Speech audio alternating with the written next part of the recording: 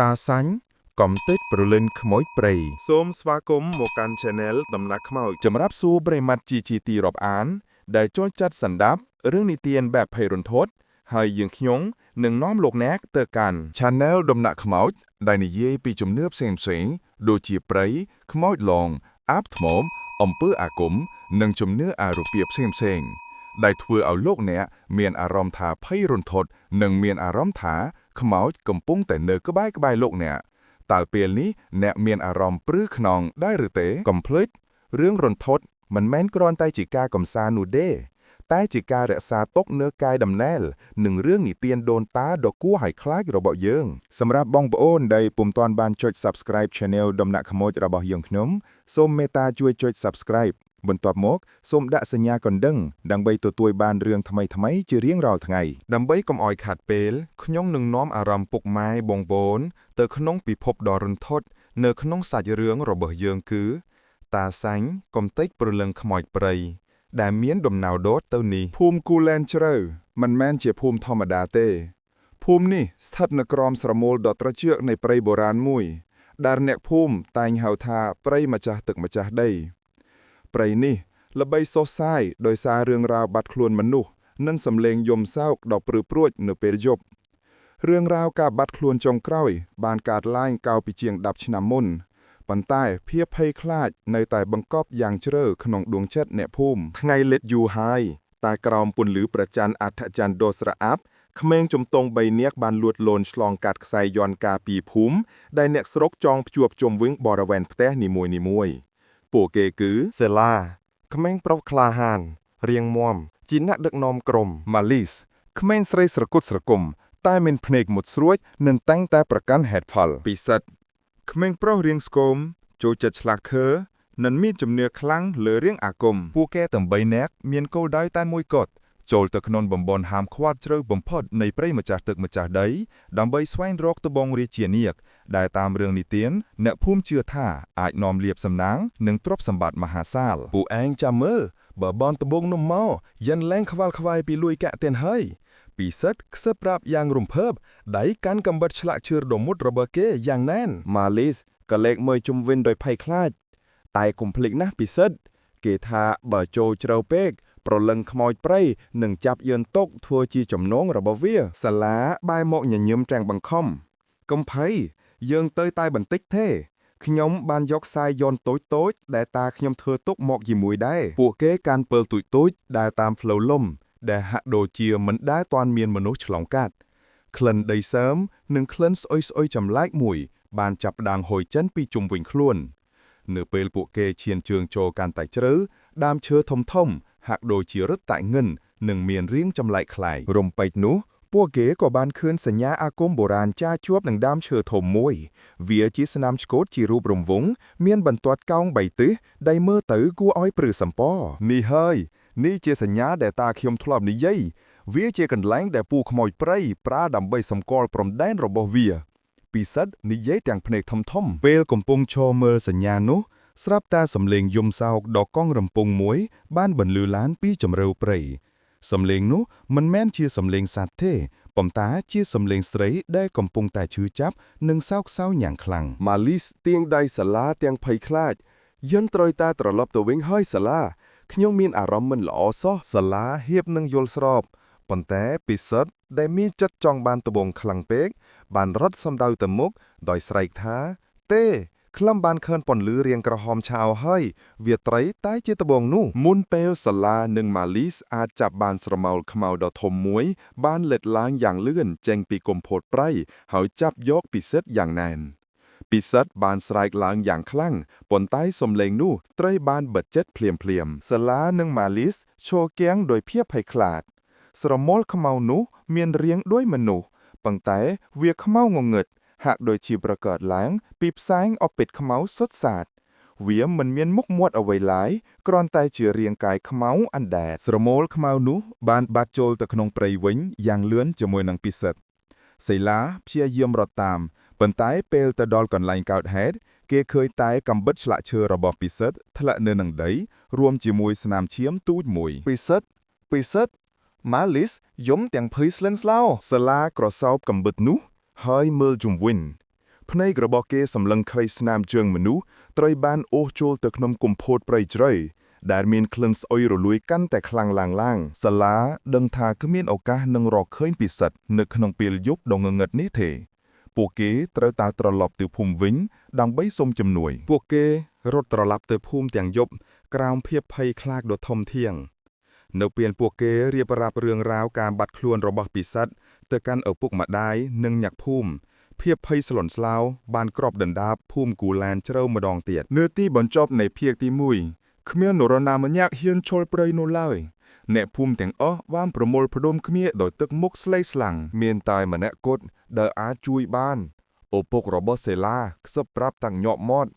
គឺលោកតាសាញ់រូបភាពរបស់តាសាញ់ដែលជាបុរសចំណាស់រស់នៅឯកោជាមួយរឿងអាចកំបាំងជាច្រើនត្រូវបានលើកឡើងជាដំណោះស្រាយតែមួយគត់ដើម្បីទប់ទល់នឹងអំណាចដ៏កាចសាហាវរបស់ព្រលឹងខ្មោចព្រៃនេះការភ័យស្លន់ស្លោនៅគូលែនជ្រៅពន្លឺថ្ងៃថ្មីបានរះឡើងប៉ុន្តែវាមិនបាននាំមកនូវភាពកក់ក្ដៅដល់ភូមិគូលែនជ្រៅឡើយផ្ទុយទៅវិញវាគ្រាន់តែបង្ហាញនូវទីភាពនៃការភ័យស្លន់ស្លោក្រុមអ្នកភូមិបានប្រមូលផ្ដុំគ្នានៅទីវាលភូមិដោយនិយាយខ្សឹបខ្សៀវអំពីការបាត់ខ្លួនរបស់ពិសិដ្ឋគ្មាននរណាម្នាក់ហ៊ានចូលទៅជិតមាត់ព្រៃឡើយបន្ទាប់ពីបានឮសេចក្តីរាយការណ៍ដ៏គួរឲ្យខ្លាចរបស់សៃឡានិងម៉ាលីសអំពីស្រមោលខ្មៅនោះក្មេងទាំងពីរនាក់អង្គុយស្ងៀមនៅកាច់ជ្រុងមួយសម្លឹងមើលកាំបិតឆ្លាក់ឈើរបស់ពិសិដ្ឋដែលជាភស្តុតាងចុងក្រោយនៃមិត្តរបស់ពួកគេដឹងច្បាស់ថាការបាត់ខ្លួននេះមិនមែនជាការរត់គេចខ្លួនធម្មតាទេវាជាអំពើរបស់ខ្មោចព្រៃដ៏កាចសាហាវបើគ្មាននរណាហ៊ានចូលទេតើយើងត្រូវធ្វើម៉េចម្ដាយរបស់ពិសិដ្ឋយំសោកសង្រេងឪពុករបស់សេឡាបានដើរចេញពីហ្វូងមនុស្សទឹកមុខគាត់ស្ងប់ស្ងាត់តែបង្ហាញពីការសម្រេចចិត្តយ៉ាងម៉ឺនម៉ាត់មានតែផ្លូវមួយគត់ยื่នត្រីទៅសុំជំនួយពីអ្នកដែលគេបំភ្លេចតាគ្រូមន់អាគមឯកោក្រុមមនុស្សមួយក្រុមតូចដែលមានសេឡានិងម៉ាលីសចូលរួមហ្វងបាននាំគ្នាទៅកាន់ខ្ទមដាច់ស្រយាលមួយដែលស្ថិតនៅជាយភូមិខាងលិចខ្ទមនោះធ្វើពីឈើប្រក់ស្បូរចាស់ៗព័ទ្ធជុំវិញដោយដើមឈើធំៗនិងមានក្លិនធូបប្រហើរចេញមកវាគឺជាទីលំនៅរបស់តាសាញ់គឺជាបុរសចំណាស់ដែលគេគោរពកោតខ្លាចផងនិងកិច្ចវេះផងគាត់រស់នៅឯកោម្នាក់ឯងដោយតែងតែស្លៀកពាក់អាវខ្មៅ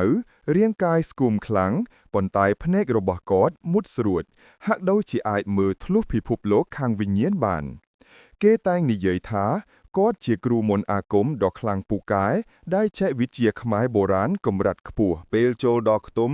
តាសាញ់កំពុងតែអង្គុយបោកសែងធូបនិងរាប់អង្កាំកងឈើបុរាណមួយខ្សែគាត់មិនបានសម្លឹងមើលភ្ញៀវដែលចូលមកទេតែគាត់និយាយចេញមកដោយសំឡេងស្អកថាខ្ញុំដឹងថាពួកញាក់មកដើម្បីអ្វីហើយស្រមោលខ្មៅបានជ្រៀតជ្រែកចូលមកម្ដងទៀតអ្នកភូមិទាំងអស់ភ្ញាក់ផ្អើលឪពុករបស់ពិសិដ្ឋបានលុតជង្គង់ចុះអង្វរកលោកតាសូមមេត្តាជួយកូនប្រុសខ្ញុំផងពួកយើងនឹងផ្ដល់ជូនអ្វីក៏បានតាសាញ់លើកដៃខ្វាត់គាត់បានឈប់រាប់អង្កាំគង់ហើយសម្លឹងមើលអ្នកភូមិម្នាក់ដោយក្រសែភ្នែកដ៏ត្រជាក់កិច្ចការនេះមិនមែនជារឿងលួយកាក់ទេវាជាកលប្រយុទ្ធជាមួយអំណាចបណ្ដាសាខ្ញុំព្រមទទួលជួយប៉ុន្តែមានលក្ខខណ្ឌមួយពេលខ្ញុំចូលព្រៃហើយគ្មាននរណាម្នាក់ត្រូវដើរតាមឬលូកដៃចូលក្នុងកិច្ចការរបស់ខ្ញុំឡើយបើមានអ្នកណាម្នាក់រំលោភបំពានខ្ញុំនឹងដកខ្លួនចេញភ្លាមហើយបណ្ដាសានឹងស្ថិតនៅជាមួយភូមិនេះជារៀងរហូតអ្នកភូមិទាំងអស់បានព្រមព្រៀងគ្នាយ៉ាងដាច់ខាតនៅល្ងាចនោះតាសាញ់បានទៅដល់មាត់ព្រៃដែលសេឡានិងម៉ាលីសបានបាត់ពិសិដ្ឋគាត់បានចាប់ផ្ដើមធ្វើពិធីមួយដ៏ស្ងប់ស្ងាត់តែមានអានុភាពគាត់បានដោតធូប3ស្រសៃទៅនឹងដីបាញ់ទឹកមន្តទៅលើកាំបិតឆ្លាក់របស់ពិសិដ្ឋរួចអង្គុយសមាធិតាសាញ់បានសូត្រមន្តគាថាបុរាណជាភាសាបាលីដែលមានសំឡេងរអ៊ូរអ៊ូឮតែឯងពេលកំពុងសូត្រផ្សែងធូបចាប់ផ្ដើមវិលទៅរកទិសដៅមួយយ៉ាងចម្លែកបន្ទាប់មកគាត់បានយកម្សៅអាគមពិសេសមួយដែលមើលទៅដូចជាខ្សាច់ពណ៌ក្រហមទៅរយជុំវិញបរិវេណហើយបានរកឃើញស្នាមជើងមនុស្សដែលត្រូវបានអូសទៅក្នុងព្រៃគាត់ងើបឈរហើយដើរទៅរកដើមឈើធំដែលសេឡាបានប្រាប់ថាមានសញ្ញាណអាគមបុរាណចាតាសាញ់បានចាប់ដៃទៅប៉ះសញ្ញានោះ ទឹកមុខរបស់គាត់បានប្រែជាតានតឹងនិងខឹងសម្បានេះមិនមែនជាការងាររបស់ខ្មោចធម្មតាទេតាសាញ់រអ៊ូវាជាប្រលឹងខ្មោចព្រៃដែលត្រូវបានចងភ្ជាប់ដោយអាគមងងឹតហើយសញ្ញានេះវាជាសញ្ញាដើម្បីទប់ចំណងគាត់បានដឹងថាពិសិដ្ឋត្រូវបានគេចាប់មិនមែនដើម្បីសម្លាប់ទេប៉ុន្តែដើម្បីធ្វើជាចំណងឬជាយានសម្រាប់អំណាចងងឹតប្រលឹងខ្មោចព្រៃមួយនេះមានគោលបំណងធំជាងការគ្រាន់តែលងបន្លាចតាសាញ់បានងាកមកសេឡានិងម៉ាលីសដែលឈរមើលដោយស្ងៀមស្ងាត់គាត់ប្រគល់កាំបិតឆ្លាក់ខើដែលគាត់បាញ់ទឹកមុនរួចនោះទៅឲ្យសេឡាពេលខ្ញុំចូលទៅដល់ទីជ្រៅប្រលឹងនោះនឹងព្យាយាមវាយប្រហារខ្ញុំបើឯងឮសំឡេងអ្វីចម្លែកឬឃើញពន្លឺអ្វីភ្លឺចែងចាំងនៅក្នុងព្រៃឯងត្រូវតែនឹកដល់ឈ្មោះរបស់ខ្ញុំហើយកុំហ៊ានចូលមកជិតទុកកិច្ចការនេះឲ្យខ្ញុំបន្ទាប់ពីនិយាយចប់តាសាញ់បានដកដាវអាគមមួយចេញពីចង្កេះរបស់គាត់ដាវនោះមើលទៅធ្វើពីដែកបុរាណចងភ្ជាប់ដោយខ្សែយន្តជាច្រើនគាត់មិននិយាយអ្វីទៀតឡើយគាត់គ្រាន់តែដាវចូលទៅក្នុងព្រៃងងឹតយ៉ាងស្ងប់ស្ងាត់ទាំងកណ្ដាលអាធ្រាត្រដាវបន្សល់ទុកតាំងសំឡេងជឿនរបស់គាត់ដែលបាត់បង់បន្តិចម្ដងនៅចុងបញ្ចប់នៃភាគទី2តាសាញ់បានបាត់ខ្លួនទៅក្នុងព្រៃសាឡានិងម៉ាលីសសម្លឹងមើលមាត់ព្រៃដោយភាពភ័យខ្លាចលាយលំនឹងក្តីសង្ឃឹមពួកគេដឹងថាចាប់ពីពេលនេះតទៅជីវិតរបស់ពិសិដ្ឋស្ថិតនៅលើដៃរបស់បុរសចំណាស់ដ៏អាថ៌កំបាំងម្នាក់នេះសាច់រឿងក៏បានភ្ជាប់ទៅភាគ3គឺព្រលឹងខ្មោចព្រៃនិងការវាយប្រហារដែលជាការប្រឈមមុខដាក់គ្នារវាងតាសាញ់និងអំណាចងងឹតតាសាញ់បានដើរចូលជ្រៅទៅក្នុងព្រៃម្ចាស់ទឹកម្ចាស់ដីភាពងងឹតនៃព្រៃនេះខុសពីភាពងងឹតធម្មតាវាជាភាពងងឹតដែលមានភាពត្រជាក់និងធ្ងន់ហាក់ដូចជាមានអ្វីមួយកំពុងសម្លឹងមើលគាត់ពីគ្រប់ទិសទីគាត់បានប្រើប្រាស់វិជ្ជាអាគមដើម្បីតាមដានស្នាមជើងនិងក្លិនចម្លែកក្លាយគាត់បានបាញ់ទឹកមុនទៅលើស្លឹកឈើនិងដីមុនពេលបោះជំហាននីមួយៗដោយដឹងថាប្រលឹងខ្មោចព្រៃអាចលាក់ខ្លួននៅគ្រប់ទីកន្លែងមិនយូរប៉ុន្មានគាត់បានរកឃើញស្នាមជើងរបស់ពិសិដ្ឋដែលត្រូវបានអួសបន្លាយជាមួយនឹងសញ្ញាអាគមងងឹតសញ្ញានោះគឺជារូបឆ្អឹងកងខ្នងភ្ជាប់នឹងក្បាលពស់ដែលក្រពះត្រូវបានដាច់តាសាញ់ដឹងថាអំណាចនៃខ្មោចព្រៃនេះមិនមែនលេងសើចទេវាជាមន្តអាគមខ្មោចងងឹតដែលចងជប់ទាប់ព្រលឹងមនុស្សឲ្យជាប់ក្នុងព្រៃហើយប្រើប្រាស់វាជាទាសករដើម្បីបំពេញបំណងសងសឹកកាន់តែជ្រៅទៅតាសាញ់ក៏បានទៅដល់វាលស្មៅទូចមួយដែលមានដើមឈើធំដូរនៅចំកណ្ដាលខ្សែយ៉ាន់និងបណ្ដាសាត្រូវបានចងភ្ជាប់ទៅនឹងមែកឈើជាច្រើនរួមជាមួយអំបោះកប៉ាប្រឡាក់ឈាមដែលមើលទៅហាក់ដូចជាពិធីបូជាយ៉ាន់ដ៏សាហាវក្លិនស្អុយរលួយកាន់តែខ្លាំងឡើងតាសាញ់ឈរនៅចំកណ្ដាលវាលនោះគាត់ដកអង្កាមគង់ឈើដែលគាត់ធ្លាប់រាប់ពីភាគមុនចេញមកហើយចាប់ផ្ដើមសូត្រមន្តឡើងវិញពេលនោះហើយស្រមោលខ្មៅដ៏ច្រើនសន្ធឹកសន្ធាប់បានចាប់ផ្ដើមលេចរូបរាងចេញពីដើមឈើនិងដីពួកវាហាក់ដូចជាស្រមោលរបស់មនុស្សជាច្រើនដែលបានបាត់ខ្លួនកាលពីមុនស្រមោលខ្មៅទាំងហោះនោះបានស្រែកធ្ងរដោយសំឡេងគួរឲ្យខ្លាចហើយបានវាយប្រហារទៅលើតាសាញ់ក្នុងពេលតែមួយតាសាញ់មិនបាំងរត់គេចឡើយគាត់បង្ហាញនូវភាពប៉ិនប្រសប់នៅការប្រើប្រាស់វិជ្ជាគង់1ការវាយបកដោយគង់គាត់បានបោះអង្កាំគង់មួយចំនួនទៅលើស្រមោលខ្មៅទាំងនោះអង្កាំគង់បានពន្លឺពណ៌មាសយ៉ាងចែងចាំងរួចផ្ទុះឡើងបណ្ដាលឲ្យស្រមោលខ្មៅជាច្រើនរលាយបាត់ទៅក្នុងអាកាសភ្លាម2ការការពារដោយខ្សែយន្តស្រមោលខាសបានព្យាយាមវាយប្រហារទីខាងក្រោយតាសាញ់បានដកខ្សែយន្ត3ពណ៌ចេញពីអាវរបស់គាត់ហើយចងវាជុំវិញខ្លួនយ៉ាងលឿនខ្សែយន្តបានបញ្ចេញពន្លឺពណ៌បៃតងរារាំងរាល់ការវាយប្រហារដោយស្រមោលខ្មៅ3ការវាយលុកដោយដាវអាគមតាសាញ់បានចាប់កាន់ដាវអាគមរបស់គាត់យ៉ាងណែនដាវនោះហាក់ដូចជាមានភ្លើងបិសាចនៅក្នុងខ្លួនវាគាត់បានប្រើដាវនោះកាប់ទៅលើស្រមោលខ្មៅដោយកំហឹងឈុតឆាកនេះជាការបង្ហាញពីភាពកាចសាហាវរបស់គ្រូមន្តអាគមខ្មែរដែលបានកាប់បំផ្លាញស្រមោលប្រលឹងទាំងនោះដោយគ្មានការស្ទាក់ស្ទើរក្នុងពេលកំពុងតស៊ូតាសាញ់បានស្រែកទៅកាន់ស្រមោលខ្មៅទាំងនោះប្រលឹងខ្មោចព្រៃឯងមិនអាចប្រើប្រាស់ប្រលឹងដុតទន់ខ្សោយទាំងនេះដើម្បីបំពេញការស្រែកឃ្លានរបស់ឯងបានទេឈប់ធ្វើទារុណកម្មពួកគេទៅការវាយប្រហាររបស់តាសាញ់មានប្រសិទ្ធភាព ស្រមោលខ្មៅទាំងនោះបានស្រកទៅវិញដោយការភ័យខ្លាចដោយបន្សល់ទុកតែផ្លូវលំដ៏តូចមួយតាសាញ់បានដើរតាមផ្លូវនោះរហូតដល់គាត់បានទៅដល់ខ្ទមតូចមួយធ្វើពីមែកឈើដែលមានការចងភ្ជាប់អាគមយ៉ាងស្មុគស្មាញនៅក្នុងខ្ទមនោះពិសិដ្ឋកំពុងដេកសម្លប់លើយ៉ាងចម្លែកទាំងខ្លួនប្រាណត្រូវបានចងជាប់ដោយវិលរុក្ខជាតិនិងខ្សែយន្តងងឹតអ្វីដែលគួរឲ្យភ្ញាក់ផ្អើលជាងនេះទៅទៀតគឺនៅលើដើមទ្រង់របស់ពិសិដ្ឋមានស្នាមសាកអាគមចម្លែកមួយដែលស្រដៀងនឹងសញ្ញាដែលតាសាញ់បានឃើញនៅលើដើមឈើដែរប៉ុន្តែវាមានរូបរាងពេញលេញជាងវាបានប្រើអំណាចរបស់វាដើម្បីបន្សល់ទុកស្នាមមេឃថាងតាសាញ់រអ៊ូតាសាញ់បានប្រែទឹកមន្តរបស់គាត់ដើម្បីកាត់ផ្ដាច់ខ្សែយន្តងងឹតទាំងនោះហើយបានអោបពិសិដ្ឋចេញពីខ្ទមពិសិដ្ឋនៅមានដង្ហើមនៅឡើយតែភ្នែករបស់គេសម្លឹងមើលទៅលើដោយភាពទទេស្អាតមុនពេលចាកចេញពីខ្ទឹមតាសាញ់បានហុយវត្ថុចម្លែកមួយទៀត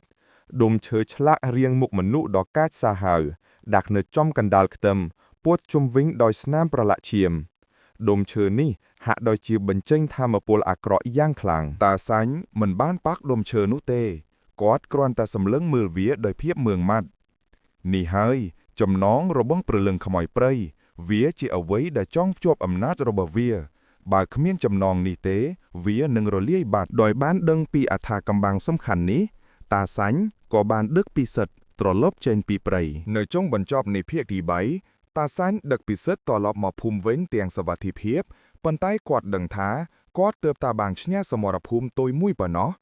ព្រលឹងខ្មោចព្រៃនៅតែមានហើយវាបានបន្សល់ទុកអំណាចរបស់វានៅក្នុងខ្លួនពិសិដ្ឋរួចទៅហើយ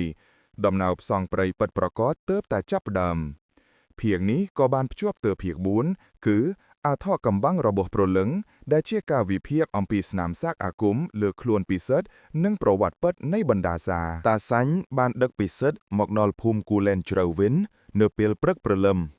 ទោះបីជាពិសិដ្ឋត្រូវបានជួយសង្គ្រោះក៏ដោយក៏សេចក្តីអំណោយរបស់អ្នកភូមិមិនបានពេញលេញឡើយពិសិដ្ឋសន្លប់ស្ដុកស្ដឹងខ្លួនប្រាណរបស់គេត្រជាក់ដូចទឹកកកតែមានកម្ដៅខ្លាំងខុសធម្មតានៅត្រង់ដើមទ្រូងគ្រូពេទ្យបុរាណភូមិមិនអាចរកឃើញជំងឺអ្វីឡើយសាឡានិងម៉ាលីសបានចូលទៅសួរសុខទុក្ខពិសិដ្ឋពួកគេបានឃើញដោយភ្នែកខ្លួនឯងនៅអ្វីដែលតាសាញ់បានរកឃើញស្នាមសាកអាគមដ៏ខ្មៅងងឹតរាងដូចសញ្ញាបុរាណដែលពួកគេធ្លាប់ឃើញនៅមាត់ព្រៃ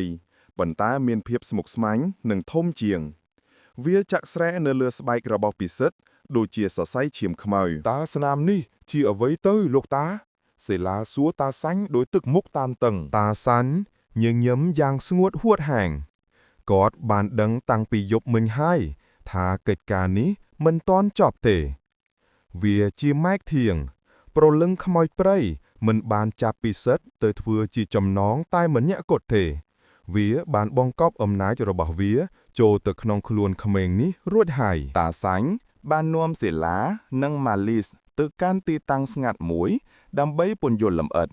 គាត់បានគូសសញ្ញាអាគមនោះនៅលើដីសញ្ញានេះគេហៅថាយ័ន្តបិទទ្វារព្រលឹងគេធ្លាប់ប្រើវាដើម្បីចងព្រលឹងមនុស្សដែលស្លាប់ដោយខៅមិនឲ្យទៅកើតបានតែត្រូវបង្ខំឲ្យនៅបម្រើម្ចាស់មន្តអាគមខ្មៅតាសាញ់ពន្យល់ឥឡូវព្រលឹងខ្មោចព្រៃបានប្រើមន្តអាគមនេះលើពិសិដ្ឋដើម្បីត្រៀមធ្វើជាយានសម្រាប់ពេលវាចង់ចូលមកក្នុងពិភពមនុស្សពេញលេញតែម្ដងតាសាញ់បានរំលឹកពីអ្វីដែលគាត់បានឃើញក្នុងខ្ទមព្រៃ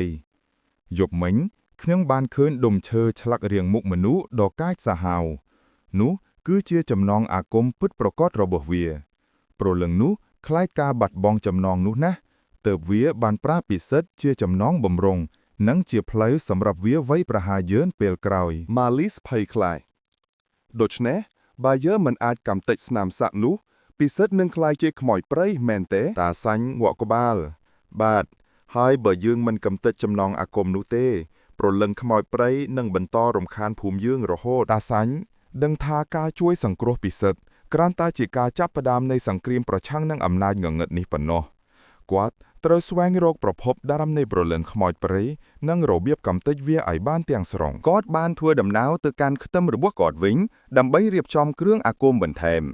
គាត់បានចាប់ផ្ដើមរៀបចំក្អមទឹកមុនមួយដោយដាក់ស្លឹកម្លូទៀននិងគ្រឿងក្រអូបជាច្រើនរួចសូត្រមន្តអាគមជុំវិញវាគាត់ដឹងថា គាត់ត្រូវការពេលវេលាដើម្បីស្វែងរកប្រវត្តិនៃព្រលឹងនេះដែលជាអ្វីដែលនាំទៅដល់ភាគចោល មុនពេលគាត់ធ្វើពិធី តាសាញ់បានឃើញក្មេងទាំងពីរនាក់គឺសេឡានិងម៉ាលីសមកលួចមើលពីចម្ងាយគាត់ដឹងថាពួកគេនឹងមិនបោះបង់ចោលពិសិដ្ឋឡើយគាត់បានសម្រេចចិត្តថានឹងទុកចិត្តក្មេងទាំងពីរនេះសេឡាម៉ាលីសតាសាញ់ហៅពួកគេខ្ញុំនឹងបង្រៀនពួកឯងនៅវិធីការពារខ្លួនបឋមពួកឯងត្រឹមតែរឹងមាំនិងក្លាហានព្រោះខ្ញុំមិនអាចនៅការពារពួកឯងបានរហូតទេពេលកំពុងធ្វើពិធីតាសាញ់បានសូត្រមន្តអាគមខ្មែរមួយដែលអាចឲ្យគាត់មើលឃើញនៅអតីតកាលដ៏ខ្មៅងងឹតរបស់ព្រៃនោះគាត់បានឃើញទិដ្ឋភាពនៃការស្លាប់ដ៏ខៅខៅរបស់ស្ត្រីម្នាក់ដែលត្រូវបានបូជាដោយមេមត់ចាស់ម្នាក់កាលពីអតីតកាលស្ត្រីនោះមុនពេលស្លាប់បានស្បោះសងសឹកទៅលើអ្នកភូមិទាំងអស់នេះជាការបញ្ជាក់ច្បាស់ថាព្រលឹងខ្មោចព្រៃជាព្រលឹងរបស់ស្ត្រីម្នាក់ដែលមានចិត្តកាចសាហាវនិងពោរពេញដោយការចងគំនុំតាសាញ់បានងើបមកឡើងទឹកមុខគាត់បង្ហាញពីភាពទុក្ខស្លុតនិងការបដិញ្ញាចិត្តគាត់ដឹងថាព្រលឹងខ្មោចព្រៃនេះជាអ្វីហើយនៅចុងប្រពេលនៃភាគទី4តាសាំងបានសម្រេចចិត្តបន្តកិច្ចការនេះតែម្នាក់ឯងដើម្បីស្វែងរកប្រភពនៃបណ្ដាសានិងកំទេចចំណងអាគមទាំងស្រុងគាត់បានចាកចេញពីខ្ទមនៅពាក់កណ្ដាលយប់ដើម្បីត្រៀមខ្លួនប្រយុទ្ធនឹងវិញ្ញាណក្ខន្ធដែលពោរពេញដោយការសងសឹកសាច់រឿងក៏បានភ្ជាប់ទៅភាគ5គឺការវិលត្រឡប់នៃភាពភ័យខ្លាចដែលជាការបង្ហាញពីឥទ្ធិពលនៃស្នាមសាអាគមលើពិសិដ្ឋនិងការវាយប្រហារបន្តបន្ទាប់របស់ខ្មោចព្រៃផលវិបាកនៃម៉ែកធៀងអាគមប៉ុន្មានថ្ងៃបន្ទាប់ពីការវិលត្រឡប់មកវិញរបស់ពិសិដ្ឋស្ថានភាពក្នុងភូមិគូលែនជ្រៅកាន់តែធ្លាក់ក្នុងភាពតានតឹងពិសិដ្ឋបានដឹងខ្លួនវិញប៉ុន្តែគេមិនមែនជាពិសិដ្ឋដូចមុនទៀតទេភ្នែករបស់គេឡើងក្រហមញ៉ាំងហើយពេលខ្លះមានការប្រែប្រួលអារម្មណ៍យ៉ាងឆាប់រហ័សស្នាមសាអាគមយន់បិទទ្វារព្រលឹងនៅលើដើមទ្រូងរបស់គេចាប់ផ្ដើមបញ្ចេញកម្ដៅនិងលេចឡើងកាន់តែច្បាស់ជាងមុនជាពិសេសនៅពេលយប់ពិសិដ្ឋតែងតែនិយាយខ្សឹបខ្សៀវជាភាសាដែលគ្មាននរណាយល់ហើយមានកម្លាំងខ្លាំងខុសពីធម្មតាយប់មួយពេលកំពុងដេកលក់ពិសិដ្ឋបានងើបឈរឡើងទាំងសន្លប់គេបានដើរសំដៅទៅរកសេឡានិងម៉ាលីសដែលកំពុងយាមនៅក្បែរពិសិដ្ឋបានបញ្ចេញសំឡេងក្រហមដូចសត្វសាហាវរួចបានវាយប្រហារទៅលើសេឡាយ៉ាងសាហាវឯងមិនមែនជាពិសិដ្ឋទេសាឡាស្រែកទាំងព្យាយាមទប់ទល់កម្លាំងរបស់ពិសិដ្ឋខ្លាំងពេកស្របពេលនោះម៉ាលីសបានប្រមូលកម្លាំងចិត្តនឹកដល់ពេករបស់តាសាញ់ហើយបានប្រើកំបិតឆ្លាក់ឈើដែលតាសាញ់បានបាញ់ទឹកមុនពីភៀកមុនចាក់ទៅលើស្នាមសាក់នោះតិចទេនៅពេលកំបិតប៉ះស្នាមសាក់ពិសិដ្ឋបានស្រែកឡើងដោយការឈឺចាប់រួចបានដួលសន្លប់ទៅវិញក្នុងរយៈពេលខ្លីនោះពួកគេបានឃើញស្រមោលខ្មៅមួយបានរត់ចេញពីខ្លួនពិសិដ្ឋហើយបាត់ទៅក្នុងភាពងងឹតនេះជាផុសតាងដែលថាព្រលឹងខ្មោចព្រៃបានប្រើពិសិដ្ឋជាម៉ែកធៀងដើម្បីជ្រៀតជ្រែកក្នុងโลกមនុស្សមែនតាសាញ់ដែលកំពុងរៀបចំគ្រឿងអាគមនៅឯខ្ទមគាត់បានដឹងភ្លាមថាព្រលឹងខ្មោចព្រៃបានធ្វើការវាយប្រហារហើយគាត់ក៏ប្រញាប់ត្រឡប់មកភូមិវិញភ្លាមតាសាញ់បានបោរទឹកមន្តបុរាណនិងខ្សាច់អាគមខ្សាច់ដែលសូត្រមន្តការពារដើម្បីធ្វើពិធីធំមួយជុំវិញបរិវេណភូមិគាត់បានគូរយ័ន្តការពារធំនៅគ្រប់ច្រកចូលហើយដាក់ក្អមទឹកមន្តនៅតាមទិសនីមួយគាត់ដឹងថាព្រលឹងខ្មោចព្រៃនឹងព្យាយាមវាយប្រហារកាន់តែខ្លាំងឡើងយ័ន្តនេះអាចទប់ទល់បានតែមួយរយៈប៉ុណ្ណោះតាសាញ់ប្រាប់ញាក់ភូមិទាំងទឹកមុខធ្ងន់វាជាការវាយប្រហាររបស់កម្លាំងដែលមានបំណងសងសឹកមិនមែនគ្រាន់តែឡងបន្លាយទេខ្ញុំត្រូវរកវិធីកំទេចវាមុននឹងវាទម្លុះការពារនេះបានទាំងស្រុងតាសាញ់បានឃុំខ្លួននៅក្បែរពិសិដ្ឋដើម្បីតាមដានស្នាមសាកគាត់បានចាប់ផ្ដើមសូត្រមន្តរងាប់អារម្មណ៍ដើម្បីទប់ស្កាត់អំណាចខ្មៅដែលចង់ចូលសន្ធិដ្ឋពេញលេញក្នុងខ្លួនក្មេងនោះដើម្បីដឹងពីចំណុចខ្សោយរបស់សត្រូវតាសាញ់ត្រូវដឹងពីប្រវត្តិពិតរបស់ព្រលឹងខ្មោចព្រៃនេះគាត់បានទៅសួរចម្លើយយកភូមិដែលចាស់បំផុតគឺយាយយឿនដែលមានអាយុជាង90ឆ្នាំយាយយឿនមិនហ៊ាននិយាយរឿងនេះទេព្រោះខ្លាចបណ្ដាសាកាន់តែខ្លាំងប៉ុន្តែក្រោមការទទូចរបស់តាសាញ់នាងក៏បានបង្ហើបរឿងរ៉ាវដែលត្រូវបានលាក់បាំង តាំងពី50ឆ្នាំមុនយាយយឿនបាននិយាយទាំងញាប់មាត់ថាខ្មោចព្រៃនេះមិនមែនជាប្រលឹងរបស់បរិសណាទេនាងគឺជានាងដាវជាស្ត្រីម្នាក់ដែលមានសម្រស់ស្រស់ស្អាតខ្លាំងកាលពីអតីតកាលតែមានគំនុំជាមួយមេមត់មួយរូបនៅក្នុងព្រៃមេមត់នោះបានសម្លាប់នាងដាវយ៉ាងខុសខើដើម្បីយកប្រលឹងនាងមកធ្វើជាអាគមសម្រាប់ការពារទ្រព្យរបស់ខ្លួនហើយចងប្រលឹងនាងដោយយន្តបិទទ្វារប្រលឹងនាងដាវបានស្បត់ថាទោះតើបាត់បង់រូបកាយក៏ដោយក៏នាងនឹងសងសឹកនឹងអ្នកភូមិដែលបានខົບខិតគ្នាលាក់រឿងនេះដែរតាសាញ់បានស្ដាប់ដោយយកចិត្តទុកដាក់គាត់ដឹងថាបណ្ដាសានេះមិនមែនជារឿងចៃដន្យទេតែជាផលនៃអំពើអាក្រក់កាលពីអតីតកាលដែលឥឡូវនេះបានវិលត្រឡប់មកសងសឹកហើយតាសាញ់បានដឹងថាគាត់ត្រូវរកព័ត៌មានបន្ថែមទៀតអំពីនាងដាវនិងមេមត់ចាស់នោះដើម្បីកំទេចប្រលឹងដែលមានបណ្ដាសាខ្លាំងបែបនេះខ្ញុំត្រូវស្វែងរកនៅចំណុចខ្សោយរបស់នាងតាសាញ់រអ៊ូទាំងគិតហើយចំណុចខ្សោយរបស់នាងស្ថិតនៅក្នុងអតីតកាលដ៏ជូរចត់របស់នាងដែលបណ្ដាលឲ្យនាងคล้ายជាខ្មោចព្រៃដ៏កាចសាហាវនេះគាត់បានប្រាប់សាឡានិងម៉ាលីសថាគាត់នឹងត្រូវត្រឡប់ទៅខ្ទមរបស់គាត់វិញក្នុងរយៈពេលខ្លីដើម្បីរកក្បួនតម្រាបុរាណដែលគាត់ធ្លាប់សិក្សាពីគ្រូរបស់គាត់នៅចុងបញ្ចប់នៃភាគទី5ភាពភ័យខ្លាចបានរាលដាលពីពេញភូមិពិសិដ្ឋคล้ายជាក្របបែកដ៏មានឥទ្ធិពលដោយសារម៉ែកធៀងអាគមតាសាញ់បានដឹងពីអត្តសញ្ញាណរបស់ព្រលឹងខ្មោចព្រៃហើយគឺនាងដាវគាត់ត្រូវចាកចេញដើម្បីស្វែងរកអាវុធនិងវិជ្ជាចុងក្រោយដើម្បីកំទេចនាងបន្ទាប់ពីបានដឹងពីអត្តសញ្ញាណពិតនៃព្រលឹងខ្មោចព្រៃពីយាយយឿននិងតាសាញ់បានត្រឡប់ទៅខ្ទមចាស់របស់គាត់វិញយ៉ាងប្រញាប់គាត់ត្រូវស្វែងរកក្បួនតម្រាអាគមដ៏កម្រាដែលអាចជួយគាត់ដោះស្រាយបញ្ហាព្រលឹងដែលចងភ្ជាប់ដោយមន្តអាគមខ្មៅងងឹតខ្ទមរបស់គាត់ពោពេញទៅដោយរុក្ខជាតិអាគមគ្រឿងបូជានិងធ្នើដាក់សៀវភៅតម្រាខ្មែរបុរាណដែលដេរភ្ជាប់ដោយស្បែកខ្សាច់ចម្លែកឡាយតាសាញ់បានទាញសៀវភៅតម្រាដែលចាស់ជាងគេមួយចេញមកវាជាក្បួនវិទ្យាសាមញ្ញរកដែលសរសេរដោយគ្រូរបស់គាត់កាលពីជាង50ឆ្នាំមុនគាត់បានរកឃើញជំពូកមួយដែលនិយាយអំពីការចងព្រលឹងស្រីដែលស្លាប់ដោយក្តីស្អប់យោងតាមសៀវភៅនោះព្រលឹងរបស់ស្ត្រីដែលមានគំនុំនិងស្លាប់ដោយខូខៅខ្លាំងជាងអស់អាចត្រូវបានចងភ្ជាប់ដោយមន្តអាគមខ្មៅឲ្យទៅជាព្រលឹងខ្មោចព្រៃដែលមានអំណាចអមតៈដរាបណាចំណងអាគមរបស់វានៅរក្សាបានតាសាញ់បានប្រើមន្តអាគមពិសេសមួយមន្តអាគមរូបឆាយដើម្បីមើលឃើញអតីតកាលរបស់នាងដាវតាមរយៈរូបថតចាស់ដែលគាត់បានរកឃើញកាលពីមុនភាគ6បានរៀបរាប់ត្រួសត្រាសប៉ុន្តែឥឡូវនេះយើងលំអិតវាគាត់បានឃើញទីធៀបដ៏សោកសៅនាងដាវជាស្ត្រីម្នាក់ដែលស្រឡាញ់បរិសម្នាក់យ៉ាងស្មោះស្ម័គ្រនៅភូមិគូលែងជ្រៅមេមត់ចាស់ម្នាក់មានចិត្តលោភលន់ចង់បាននាងដាវនិងចង់បានអំណាចអាគមអមតៈដោយសារតែនាងដាវបដិសេធមិនព្រមទទួលយកស្នេហារបស់មេមត់នោះមេមត់ក៏បានសងសឹកដោយចាប់នាងទៅក្នុងព្រៃរួចធ្វើពិធីសម្លាប់នាងយ៉ាងឃោរឃៅបំផុតគឺការកាត់ចំណងសរសៃឈាមនៅដើមទ្រូងដើម្បីចងព្រលឹងនាងដោយយន្តបិទទ្វារព្រលឹងមុនពេលដាច់ខ្យល់នាងដាវបានស្រែកបណ្ដាសាដោយពាក្យពេចន៍គួរឲ្យខ្លាចថានាងនឹងត្រឡប់មកវិញដើម្បីយកព្រលឹងទាំងអស់នៅភូមិនេះទៅធ្វើជាទេសកលរបស់នាងតាសាញ់បានដឹងថាអំណាចរបស់នាងដាវកើតចេញពីការឈឺចាប់និងបណ្ដាសានៃស្នេហាដែលក្បត់និងការស្លាប់ដ៏អយុត្តិធម៌ភាពស្អប់ខ្ពើមរបស់នាងគឺខ្លាំងជាងមន្តអាគមធម្មតាទៅទៀតឧបករណ៍ដ៏គ្រោះថ្នាក់បំផុតតាសាញ់ដឹងថាដាវអាគមនិងអង្កាមគុំរបស់គាត់គ្រាន់តែអាចទប់ទល់បានបណ្ដោះអាសន្នប៉ុណ្ណោះដើម្បីកំទេចព្រលឹងដែលចងភ្ជាប់ដោយអាគមខ្មៅបែបនេះគាត់ត្រូវតែប្រើអាវុធដែលមានថាមពលប្រឆាំងនឹងមន្តអាគមខ្មៅងងឹតដោយផ្ទាល់គាត់បានដើរទៅកាន់ជ្រុងងងឹតផាត់នៃខ្ទឹមហើយបានបើកប្រអប់ឈើដែលចងជាប់ដោយខ្សែយ៉ាន់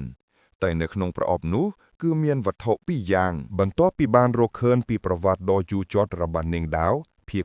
6តាសាញ់បានដឹងច្បាស់ថាការប្រយុទ្ធនេះមិនមែនជាការបណ្ដេញខ្មោចធម្មតាទេប៉ុន្តែជាការកំទេចនៅបណ្ដាសាដែលចាក់ឫសយ៉ាងជ្រៅគាត់បានបន្តស្នាក់នៅក្នុងដាច់ស្រយាលរបស់គាត់ដើម្បីធ្វើការរៀបចំដ៏សំខាន់បំផុតមុនពេលប្រឈមមុខនឹងអំណាចងងឹតតាសាញ់បានអង្គុយនៅមុខសៀវភៅ ក្បួនវិទ្យាសាមន្តរោគរបស់គ្រូគាត់បានដឹងថាមេមត់ដែលបានសម្លាប់នេនដាវគឺជាអ្នកដែលធ្លាប់បានប្រើវិជ្ជាខ្មៅដ៏កាចសាហាវបំផុតដើម្បីបម្រើផលប្រយោជន៍ខ្លួនពេលកំពុងអានក្បួនតម្រាតាសាញ់បាននឹកឃើញដល់អតីតកាលរបស់គាត់កាលនៅជាក្មេងជំទង់ម្នាក់ដែលត្រូវបានគ្រូមន្តអាគមចំណាក់ម្នាក់ទទួលធ្វើជាសិស្សកូនសាញ់វិជ្ជាអាគមមានទាំងសនិងខ្មៅបើប្រើប្រាស់ដោយចិត្តបរិសុទ្ធវានាំមកនូវសេចក្តីសុខបើប្រើដោយចិត្តអគតិវានឹងនាំមកនូវបណ្ដាសាគ្មានទីអន្បាចពាក្យសម្ដីរបស់គ្រូគាត់នៅតែដកជាប់កណាត់ត្រចៀកគ្រូរបស់តាសាញ់ធ្លាប់បានបង្រៀនគាត់នៅវិជ្ជាកំទេចព្រលឹងដើម្បីទប់ទល់នឹងពួកមេមត់ដែលប្រើប្រាស់អាគមខ្មៅតាសាញ់ធ្លាប់ស្បត់ថាគាត់នឹងប្រើវិជ្ជាទាំងនេះដើម្បីជួយមនុស្សតែប៉ុណ្ណោះការរៀបចំទឹកមន្តបុរាណតាសាញ់បានចាប់ផ្ដើមធ្វើពិធីដ៏ស្មុគស្មាញមួយដើម្បីរៀបចំទឹកមន្តបុរាណទឹកគង់ឲ្យមានប្រសិទ្ធភាពអតិបរមាគាត់បានដឹងថាទឹកមន្តនេះអាចធ្វើឲ្យចំណងអាគមរបស់នាងដាវចុះខ្សោយនិងទម្លុះមន្តការពារដ៏រឹងមាំរបស់នាងបានគាត់បានប្រើគ្រឿងផ្សំដ៏កម្រស្លឹកឈើអាគមដែលដុះនៅកំពូលភ្នំគូលែនម្សៅរមៀតដែលត្រូវបានសូត្រមន្តរយៈពេលពេញ1ខែទឹកសន្សើមដំបងដែលប្រមូលបាននៅថ្ងៃពេញបូរមីគាត់បានសូត្រមន្តអាគមការពារនិងកំទេចបណ្ដាសាជាបន្តបន្ទាប់រយៈពេលពេញមួយយប់ទឹកមន្តនោះបានប្រែជាមានពន្លឺពណ៌មាសស្រាលៗហើយបញ្ចេញកម្លាំងរំញ័រដ៏ត្រជាក់ទឹកមន្តនេះអាចរំលាយអំណាចងងឹតបានតាសាញ់រអ៊ូប៉ុន្តែដើម្បីកំទេចប្រលឹងនាងទាំងស្រុងត្រូវការរបស់មួយទៀតការដាស់ដោនាគរាជបន្ទាប់ពីបានរៀបចំទឹកមន្តហើយតាសាញ់ក៏បានបន្តទៅរកអាវុធចុងក្រោយគាត់បានបើកប្រអប់អាគមដែលចងភ្ជាប់ដោយខ្សែយន្តច្រើនជាន់ដូចដែលបានលើកឡើងក្នុងភាគ6ហើយបានទាញយកដាវនាគរាជចេញមកដាវនាគរាជនេះមិនមែនជាដាវធម្មតាឡើយយោងតាមក្បួនតម្រាវាត្រូវបានគេសូត្រមន្តដោយគ្រូមន្តអាគមដ៏ចំណានជាច្រើនចំនួនហើយត្រូវបានគេជឿថាមានព្រលឹងនាគរាជចូលស្ថិតដាវនេះមានកម្លាំងខ្លាំងក្លានិងជាអាវុធតែមួយគត់ដែលត្រូវបានរចនាឡើងដើម្បីកាត់ផ្តាច់នៅចំណងព្រលឹងដែលចងឆ្ពោះដោយអាគមខ្មៅតាសាញ់បានដាក់ដាវនោះទៅលើកំរាលអាគមរួចបានចាប់ផ្ដើមធ្វើពិធីដាស់ដាវគាត់បានដុតគ្រឿងក្រអូបពិសេសហើយបានយកឈាមរបស់គាត់មកលាបនៅលើដាវនោះនាគរាជអើយខ្ញុំសូមអញ្ជើញព្រលឹងអ្នកឲ្យចូលមកសូមប្រើប្រាស់កម្លាំងអ្នកដើម្បីកំទេចអំពើអាក្រក់និងបណ្ដាសានៃស្នេហាដែលបានស្លាប់តាសាញ់សូត្រមន្តដោយសំឡេងដ៏ខ្លាំងក្លានៅពេលពិធីចប់ដាវនាគរាជបានបញ្ចេញពន្លឺពណ៌ខៀវយ៉ាងចែងចាំងរួចក៏ស្ងប់ស្ងាត់វិញដាវនោះហាក់ដូចជាមានជីវិតនិងត្រៀមខ្លួនរួចជាស្រេចសម្រាប់ការប្រយុទ្ធដ៏ធំបំផុតតាសាញ់បានរៀបចំគ្រឿងអាវុធទាំងអស់រួចរាល់គាត់បានដាក់ទឹកមន្តបុរាណនិងដាវនាគរាជជាមួយគាត់ដឹងថាព្រលឹងខ្មោចព្រៃនាងដាវច្បាស់ជាដឹងថាគាត់កំពុងរៀបចំផែនការវាយប្រហារហើយច្បាស់ជាកំពុងត្រៀមធ្វើការវាយប្រហារដ៏ធំមួយមកលើភូមិការវាយប្រហារបឋមរបស់ខ្មោចព្រៃការវិលត្រឡប់របស់តាសាញ់ទៅកាន់ភូមិគូលែនជ្រៅភាគ5ត្រូវបានទទួលស្វាគមន៍ដោយការវាយប្រហារដ៏កាចសាហាវមួយរបស់ព្រលឹងខ្មោចព្រៃនាងដាវបានបញ្ចេញស្រមោលខ្មោចជាច្រើនដើម្បីព្យាយាមទម្លាស់យន្តការពារដែលតាសាញ់បានដំឡើងនៅជុំវិញភូមិនៅពេលយប់ដើមឈើនៅជុំវិញភូមិបានរង្គោះរង្គើខ្លាំងហាក់ដូចជាមានខ្យល់ព្យុះមកបោកបក់ស្រមោលខ្មៅចាប់ផ្ដើមលូនវាលើដីហើយព្យាយាមហែកខ្សែយន្តការពារអ្នកភូមិទាំងអស់ភ័យខ្លាចយ៉ាងខ្លាំងហើយបានប្រមូលផ្ដុំគ្នានៅកណ្ដាលភូមិតាសាញ់បានប្រើអង្កាំគង់របស់គាត់ដើម្បីពង្រឹងការការពារគាត់ដឹងថានាងដាវកំពុងតែសាកល្បងកម្លាំងរបស់គាត់និងចង់អំបែកនាវភូមិនាងកំពុងតែលេងល្បិចផ្លូវចិត្តនាងចង់ឲ្យយើងចេញពីការការពារនេះតាសាញ់ប្រាប់សាឡានិងម៉ាលីសដោយសំឡេងម៉ឺងម៉ាត់ផែនការដ៏គ្រោះថ្នាក់តាសាញ់ដឹងថាយន្តការពារមិនអាចទប់ទល់បានយូរអង្វែងទេគាត់ត្រូវតែនាំនាងដាវទៅប្រយុទ្ធនៅទីតាំងដែលមានប្រៀបសម្រាប់គាត់គោលដៅគឺបំផ្លាញចំណងអាគមដុំឈើឆ្លាក់ដែលរកឃើញក្នុងភាគ3និងកំទេចព្រលឹងនាងដោយដាវនាគរាជតាសាញ់បានបង្ហាញផែនការដ៏គ្រោះថ្នាក់របស់គាត់នេះជាឱកាសតែមួយគត់របស់យើងពួកឯងត្រូវតែហ៊ានប្រថុយជីវិតតាសាញ់និយាយដោយភ្នែកមុតស្រួចសេឡានិងម៉ាលីស បានយល់ព្រមដោយភាពក្លាហានព្រោះពួកគេមិនអាចបាត់បង់ពិសិដ្ឋទៀតសោដើម្បីតាក់ទាញនាងដាវឲ្យចេញមកតាសាញ់បានធ្វើពិធីមួយលើពិសិដ្ឋដែលនៅសន្លប់គាត់បានប្រើមន្តអាគមដើម្បីដាស់មែកធៀងអាគមក្នុងខ្លួនពិសិដ្ឋឲ្យភ្ញាក់រលឹកបន្តិចបន្តួចនេះនឹងធ្វើឲ្យនាងដាវមានអារម្មណ៍ថាពិសិដ្ឋកំពុងតែស្ថិតក្នុងគ្រោះថ្នាក់ហើយនាងនឹងប្រញាប់មកយកគាត់វិញបន្ទាប់មកតាសាញ់បានរុំខ្លួនពិសិដ្ឋដោយខ្សែយន្តការពារយ៉ាងក្រាស់ក្រែលដើម្បីទប់ស្កាត់កុំឲ្យនាងដាវអាចចូលសនិទ្ធពេញលេងបាននៅពេលយប់ចូលមកដល់តាសាញ់រួមជាមួយសេឡានិងម៉ាលីសបានដឹកពិសិដ្ឋចូលទៅខនព្រៃហាមឃាត់វិញពួកគេបានទៅដល់ទីតាំងដែលតាសាញ់បានរៀបចំទុកវាស្មៅចាស់ដែលមានដើមឈើខ្ពស់ៗព័ទ្ធជុំវិញនៅពេលដែលពិសិដ្ឋត្រូវបានដាក់នៅកណ្ដាលទីវាលនោះស្រាប់តែបរិយាកាសនៅជុំវិញបានប្រែប្រួលភ្លាមខ្យល់បានឈប់បក់ហើយមានក្លិនឈាមស្រស់ហុយឡើងយ៉ាងខ្លាំងពន្លឺព្រះច័ន្ទហាក់ដូចជាត្រូវបានបិទបាំងដោយអ្វីមួយដែលមុងងឹតខ្លាំងបំផុតសំឡេងយំសោចដែលពួកគេធាប់ឮក្នុងភាគមួយបានបន្លឺឡើងម្ដងទៀត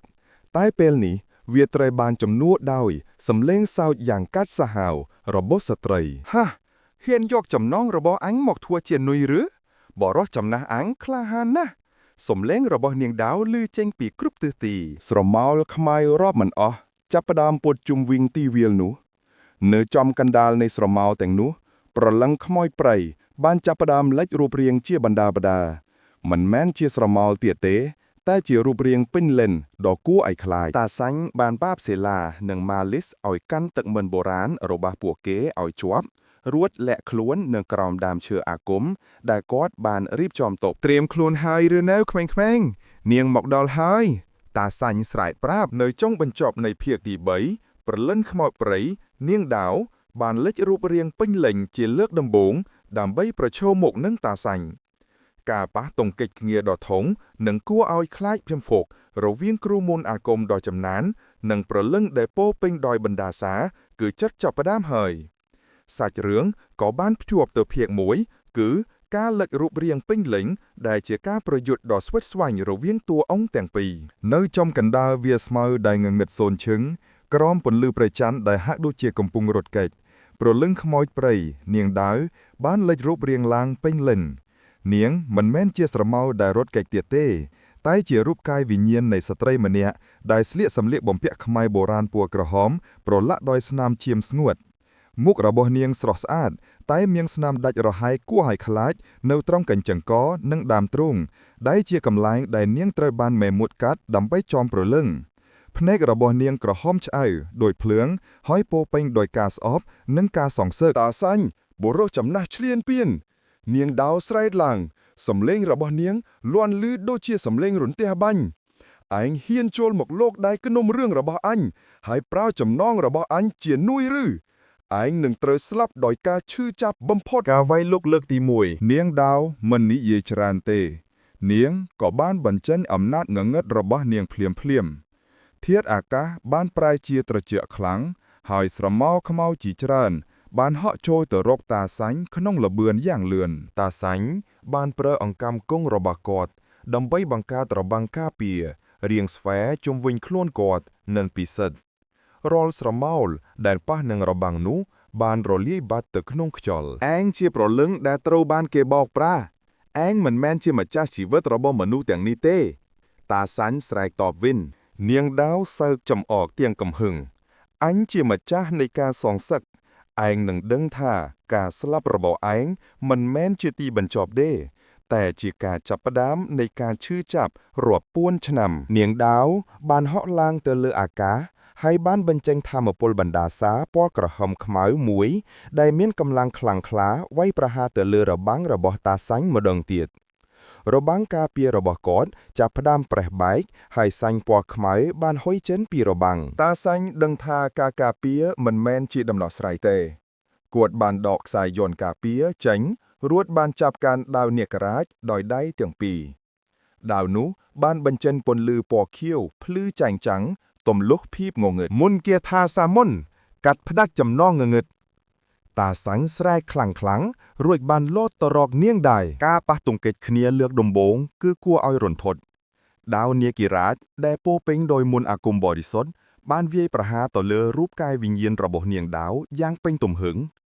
เนียงดาวบ้านสไลตระหอยยมด้อยกาชื่อจับพรูเวียจีเลิกตีมวยหอยได้อำนาจระบบเนียงโดยบ้านเวียประหาด้อยอาวุธได้อายเธอเอาเนียงชื่อจับบ้านปิดประกอบเนียงดาวบ้านโดดถ้อยบันเต็ดรูปบ้านบังการรูปจำละสระเมาขม้าหมวยเจงปีคลวนเนียงเฮาบัญชีเอาเวียไว้ประหาตาสังขณะเปลแด่ตาสังกำปุ้งแต่ชัวประยุทธ์จีมวยสระเมาขไมเนียงดาวบ้านสำเริงมือเตอกันปีเซดได้ฉีโกลดาวเปิดประกอบระบบเนีย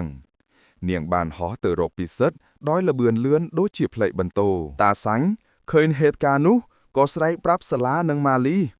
ไอ้เลยนี้ยกตึกมนแต่บังจอมตีตังจำนองอากุมเสลาหนึ่งมาลิสบ้านประโมลเพียบกลาหารตั้งอ๋อเฮารถเจนปีตีละคลูนผู้เกะเดิงทาจำนองอากมดมเชอชละรอบเนียงดาวเตรบ้านแหละตกเนกนองตมจ้าได้ตาสังบ้านปราบปีมนเพียตีใบเนียงดาวเชี่ยเยี่ยมไวประหาเสลาหนึ่งมาลิสได้แต่ตาสังบ้านปลาดาวระบบกวัดตุบตัวบ้านตวนเปลโนหอยเซลาหนึ่งมาลิสบานรถสำดาวตรอกต้มอาจกำบังนูขณะเปลได้ตาสังก่อมป้องรองกาไวประหาอย่างทวนทงอปีเนียงดาวเนยจงบรรจบในเพียกตีปรำกาประยุทธ์ตัวระเวียงตาสันหนึ่งเนียงดาวบานเชียนดาวจำนวนกำปูนตาสันก่อมป้องแต่รองระบัวดำไปบักเอากาอ้อยขไม่แต่งตีเนะโจยไตบ่มพลานจำน้องอากมเนยขนงต้มเนียงดาวบังให้อำนาจดอมหามีม้าหนึ่งก้าซองเสกดอกไก่สาหาวระเบาะเนียง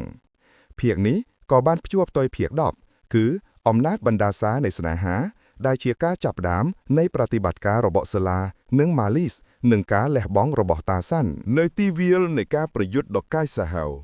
ตาสันบ้านร่องระบุอย่างทุ่นทงโงรูปกายวิญญาณระเบาะเนียงดาวได้โป้เป้งโดยท่ามาโป้ในก้าซองซึกบานตำลูกกาเปียระบบกอดสเตอร์เตียงสรงกอดบานด้วจึงกงจ้อเชียมโฮเจนติมอดหนึ่งมุกระบุยีจรันกันไหลเนียงดาวห่อจกมอกเนื้อปีเลอตาสันเตียงสำเลงสาดอย่างกัดสาหาวอันมันอาชเนอันบานเตอำนาจระบบอันคือการแจ้งปีกาชื่อจับรอบชนำเวียจีบรรดาซาในสเนหาได้ตรีบานกบฏขมียนมนอากมนะอาจกำตัดกาสอบในบานเตเนียงดาวบานเปล่ามนอากมระบบเนียงดำใบบังฮานชดชากดอกกั้วอ้อยคลาดเตอขนงกำนัดระบบตาสั้นเนียงเคยเนียงดาวกาเนือรั้วตอยบานเกกัดบ่มปุงกอสไลกยมดอยขมียนโนราจุยเนียงเพียเยี่ยมทั่วอ้อยตาสั้นบักถึกจัดหนึ่งโจกจันอ้างเหมือนแมนเจียวีระบโรเตอ้างกกรานตาเจียมนุหลงงมันแนกได้เฮียนลูกได้ขนงกามาพอลระบแนกโดเตเนียงดาวสลากจำออกตัวใบฉีรองระบัวก็ดอยตาสันเนยตาต่อสู้เงือบชออันมันอาจกำเติดกาสอบระบบอันบานเทแต่อันอาจกำเติดจำนองได้จ้องอันจีเตียสกอเนยสกได้สอบนูบานอันเตยแต่บานรมดอตาสันดังทานนึกเจียเปลเวเลียสำรัจให้กอดบานเปล่ากำลังจงกราวดำใบเลิกดาวเนียเกเรียดระบบกวดล่างหอยบางปีเลิกครวนปีเสดกอดบานทั่วเจรบบางกาเปียบตัวใต้มาดองดำใบเต็งเปลเวเลียเอาเซลาหนังมาเลสปอเตบาติกาดอกคลาหันระบบเขมงสโรเปนุเซลาหนังมาลิสบ้านเตอดอยขตมโตยได้และคลูนขนงเปรยย่างปรหยับขตมนุโปเป็นเตอดอยคลินส์อุยหนังมนอากมขม้างงเงิดเนกันดาขตมคือเมียนดมเชอชละเรียงมุกมนุษย์ดอกกาดสหายได้เจียจำน้องอากมระบบเนียงได้เพียกตรังดมเชอนุบรรเจนปุ่นลือปวากระโฮมขมายหะโดยเจียเมียนชีวิตสระโมลขมายโต้ยบานจับดามเจนปีดมเชอนุเพียเยี่ยมวิบระหะขมายเตียงปีเยินเตยแต่เธอวีออยเลื่อนลูกตาสันกำกุ้งแต่และบองคลวนกอดให้มาลิสนี่เย่ยต่างเพยคล้ายแต่จัดกลาหานเซลาบานจับกันตึกมนโบราณระบบตาสันอย่างแน่นกวดนึกดอลปีระบบตาสันตึกมนนี้อาจรมลีอำนาจเงืดระบบจำนองอากมบ้านพวกเก้แต่งปีแนะบานจับดามเธอปีทีโตดมวยเนื้อกบาดมเชอฉละนูสลาบานบังตึกมนเตอเลือดมเชอนูขณะได้มาลิสโซดมนไคล้ได้ตาสังบ้านบงเรียนพวกเก้ดามบอยกาปีคลวนเนปิลตึกมนโบราณป้าหนึ่งดมเชอฉลากเพลียมนู ដុំឈើនោះបានស្រែកឡើងដូចជាមនុស្សហើយផ្សែងពណ៌សបានហុយចេញមកយ៉ាងខ្លាំងពន្លឺពណ៌ក្រហមខ្មៅនៃដុំឈើនោះបានចាប់ផ្ដើមចុះខ្សោយជាលំដាប់នៅទីវាលប្រយុទ្ធនាងដាវដែលកំពុងតែវាយប្រហារតាសាញ់យ៉ាងសាហាវនោះស្រាប់តែនាងបានស្រែកឡើងដោយការឈឺចាប់ដ៏ខ្លាំងក្លាថាមពលរបស់នាងបានធ្លាក់ចុះយ៉ាងគំហុករូបរាងវិញ្ញាណរបស់នាងចាប់ផ្ដើមរលាយបន្តិចម្ដងៗហើយលែងមានភាពរឹងមាំដូចមុនទៀតហើយទេឯងហ៊ានប៉ះពាល់ចំណងឯងឬនាងដាវស្រែកទាំងកំហឹងនិងការភ័យខ្លាចនាងដាវបានងាកចេញទីតាសាញ់រួចហោះសំដៅទៅរកខ្ទឹមអថកំបាំងវិញដោយដឹងថាចំណងអាគមរបស់នាងកំពុងតែត្រូវបានបំផ្លាញនេះជាឱកាសរបស់តាសាញ់ទោះបីជាដួលក៏ដោយក៏គាត់បានដឹងថាផែនការរបស់គាត់បានជោគជ័យមួយជំហានហើយគាត់បានប្រើដាវរបស់គាត់ជាបង្គោលដើម្បីងើបឈរឡើងទៅកុំឲ្យវាចូលដល់ខ្ទឹមបានតាសាញ់ស្រែកប្រាប់សិលានិងម៉ាលីសក្នុងចិត្តតាមរយៈការផ្សារភ្ជាប់មន្តអាគមនាងដាវបានហក់ទៅដល់មាត់ខ្ទឹមហើយបានព្យាយាមចូលទៅខាងក្នុងប៉ុន្តែដោយសារអំណាចរបស់នាងចុកខ្សោយដោយសារទឹកមន្តបុរាណនៅជុំវិញដុំឈើនាងមិនអាចទម្លុះចូលបានភ្លាមទេនៅចុងបញ្ចប់នៃភាគទី10តាសាញ់បានលាក់បង់ខ្លួនដើម្បីបើកឱកាសឲ្យក្មេងៗបំផ្លាញចំណងអាគមរបស់នាងដាវការបំផ្លាញចំណងបានចាប់ផ្ដើមធ្វើឲ្យអំណាចរបស់នាងដាវចុកខ្សោយហើយនាងបានប្តូរគោលដៅទៅការពារចំណងវិញនេះគឺជាពេលដែលតាសាញ់អាចសម្រាកបានមួយភ្លែតមុននឹងប្រយុទ្ធចំក្រោយសាច់រឿងក៏បានភ្ជាប់ទៅភាគ11គឺការលះបង់ដើម្បីកំទេចដែលជាការប្រយុទ្ធចុងក្រោយដើម្បីបំផ្លាញចំណងអាគមទាំងស្រុងនៅពេលដែលនាងដាវត្រូវបានរារាំងមិនឲ្យចូលទៅក្នុងខ្ទឹមទូចភាគ10នាងដឹងថាកម្លាំងរបស់នាងកំពុងតែថយចុះយ៉ាងលឿនដោយសារឥទ្ធិពលនៃទឹកមន្តបុរាណទៅលើចំណងអាគមរបស់នាងបានប្រមូលអំណាចងងឹតចុងក្រោយរបស់នាងហើយបានប្រើកម្លាំងដ៏មហិមាវាយប្រហារទៅលើខ្ទឹមក្នុងពេលតែមួយនាងក៏បានបញ្ចេញសំឡេងយំសោកយ៉ាងខ្លាំងទៅក្នុងខ្យល់ធ្វើឲ្យសេឡានិងម៉ាលីសដែលកំពុងធ្វើពិធីនៅក្នុងខ្ទមឈឺចាប់ត្រង់ក្បាលស្ទើរទ្រាំមិនបានឈប់ទៅកុំបំផ្លាញអញសុំអញនឹងឲ្យទ្រព្យសម្បត្តិដល់អញតែកុំប៉ះពាល់ចំណងអញសំឡេងរបស់នាងដាវពេលនេះលាយលំដោយការគំរាមកំហែងនិងការអង្វរករដ៏អស់សង្ឃឹមការលះបង់របស់តាសាញ់ដែលនៅរងរបួសនៅទីវាលប្រយុទ្ធបានដឹងថានាងដាវនឹងវាយប្រហារលើខ្ទឹមដោយកម្លាំងទាំងអស់របស់នាងបើនាងបំផ្លាញខ្ទឹមនោះសេឡានិងម៉ាលីសនឹងស្លាប់ហើយការបំផ្លាញចំណងអាគមនឹងបរាជ័យគាត់បានសម្រេចចិត្តធ្វើអ្វីដែលគ្រោះថ្នាក់បំផុតគាត់បានចាប់កាន់ដាវនាគរាជយ៉ាងណែនរួចបានប្រើមន្តអាគមផ្ទាល់ខ្លួនដើម្បីបង្កើនល្បឿននិងកម្លាំងរបស់គាត់ឲ្យខ្លាំងជាងធម្មតាតាសាញ់បានលោតទៅខាងមុខរួចបានវាយប្រហារទៅលើផ្នែកខាងក្រោយរបស់នាងដាវយ៉ាងពេញទំហឹងឯងត្រូវប្រឈមមុខជាមួយអញកុំប៉ះពាល់ក្មេងៗតាសាញ់ស្រែកការវាយប្រហាររបស់គាត់បានធ្វើឲ្យនាងដាវស្រែកឡើងដោយការឈឺចាប់ហើយបានរុននាងឲ្យចេញឆ្ងាយពីខ្ទឹមទោះជាយ៉ាងណានាងដាវក៏បានតបតភ្លាមនាងបានបញ្ចេញថាមពលបណ្ដាសាខ្មៅមួយដុំដ៏ធំចូលទៅក្នុងដើមទ្រូងរបស់តាសាញ់យ៉ាងពេញទំហឹងតាសាញ់បានដួលចុះមកលើដីគាត់ដឹងថាគាត់មិនអាចនៅការពារបានទៀតទេមុនពេលសន្លប់គាត់បានប្រែកម្លាំងចុងក្រោយបញ្ចេញពន្លឺពណ៌មាសចេញពីខ្លួនគាត់ដែលជាសញ្ញាប្រាប់ទៅសេឡានិងម៉ាលីសថាដល់ពេលបញ្ចប់កិច្ចការហើយនៅក្នុងខ្ទឹមទូចសាឡានិងម៉ាលីសបានឃើញពន្លឺពណ៌មាសពីខាងក្រៅហើយដឹងថាតាសាញ់បានធ្វើការលះបង់ដ៏ធំមួយហើយពួកគេមិនអាចស្ទាក់ស្ទើរទៀតទេម៉ាលីសបានងាកទៅរកដុំឈើឆ្លាក់ដែលកំពុងតែរលាយបន្តិចម្ដងដោយសារទឹកមន្តនាងបានប្រមូលកម្លាំងទាំងអស់រួចបានទាញកាំបិតឆ្លាក់ឈើរបស់ពិសិដ្ឋដែលបានបាញ់ទឹកមន្តចេញមកពិសិដ្ឋយើងនឹងជួយឯងម៉ាលីសស្រែកនាងបានប្រគល់កាំបិតទៅឲ្យសេឡាដោយដៃញាត់ទៅត្រើកតែដោយចិត្តបដិញ្ញបានលើកកាំបិតលុះឡានរួចបានកាប់ទៅលើដុំឈើឆ្លាក់ដ៏កាច់សាហាវនោះយ៉ាងពេញទំហឹងដុំឈើឆ្លាក់នោះបានបែកបាក់ជាដុំទៅលើដីនៅពេលដាក់វាបែកផ្សែងពណ៌ខ្មៅមួយដុំធំ បានហុយចេញពីបំណែកឈើរួចក៏បាត់ទៅក្នុងអាកាសនៅពេលចំណងអាគមត្រូវបានបំផ្លាញនាងដាវដែលកំពុងប្រឈមមុខនឹងតាសាញ់បានស្រែកទ្រហោយំយ៉ាងខ្លាំងដែលឮទៅដល់ទូទាំងព្រៃរូបរាងវិញ្ញាណរបស់នាងបានប្រែក្លាយចូលជាឥដ្ឋខ្មៅងងឹតហើយរលាយចុះខ្សោយភ្លាមៗអំណាចរបស់នាងត្រូវបានដកហូតស្ទើរទាំងស្រុងដោយគ្មានចំណងនាងដាវបានដឹងថានាងនឹងត្រូវរលាយបាត់ទៅក្នុងភាពអស់សង្ឃឹមនាងបានប្រើកម្លាំងដែលនៅសល់ដើម្បីហោះទៅរកពិសិដ្ឋដែលនៅតែដេកសន្លប់បើអញមិនអាចនៅជាព្រលឹងខ្មោចព្រៃបានទេអញនឹងចូលទៅក្នុងយានរបស់អញវិញ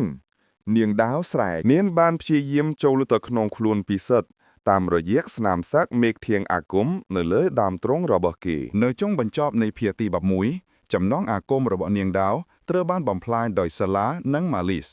អំណាចរបស់នាងបានធ្លាក់ចុះនាងបានបដូរគោលដៅចុងក្រោយទៅកាន់ពិសិដ្ឋដោយព្យាយាមចូលសន្តិដ្ឋពេញលេង